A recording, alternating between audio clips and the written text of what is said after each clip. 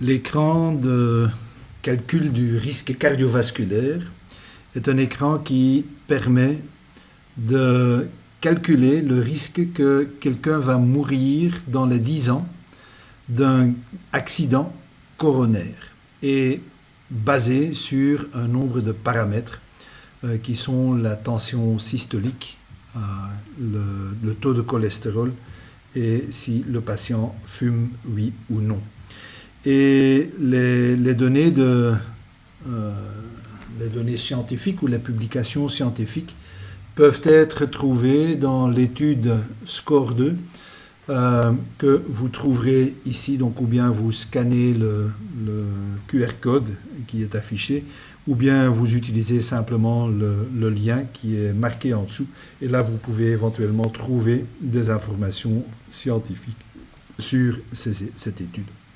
Alors dans Open Clinic, nous avons intégré cet écran, et donc cet écran je l'ai préconfiguré ici dans un service que j'ai appelé écran 6A2 SU6, et donc je vais ajouter un nouvel écran, et donc c'est un écran qui fait beaucoup plus que simplement enregistrer les données, mais c'est un écran qui permet d'utiliser ces données et donc de générer un output sur base des données qui ont été fournies. Donc supposons que j'ai quelqu'un avec une tension artérielle systolique, et donc évidemment on connaît l'âge du patient, on connaît le sexe du patient, donc ça ce sont deux autres paramètres qui sont évidemment aussi pris en compte.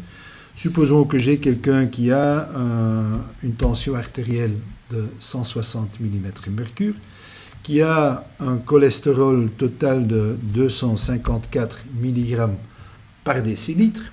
Évidemment, si on a d'autres unités, il faudra convertir. Et que le patient est fumeur. Alors, avec ces trois paramètres, je peux alors calculer, donc trois paramètres plus le sexe et l'âge, je peux calculer le risque que ce patient puisse mourir d'un accident coronaire dans les 10 ans à venir. Donc je clique ici sur calculer. Le système va me signaler que si le patient a déjà une maladie cérébrovasculaire de type athérosclérose, que les résultats ne vont pas être fiables. Si ce n'est pas le cas, je peux quand même utiliser les données. Et donc là, je vois que actuellement, à l'âge de 38 ans, avec cette tension artérielle-là et le taux de cholestérol qui a été fourni, 38 ans et fumeur, je vais voir que le patient a un risque de 1% seulement de mourir dans les 10 ans à venir d'un accident coronaire.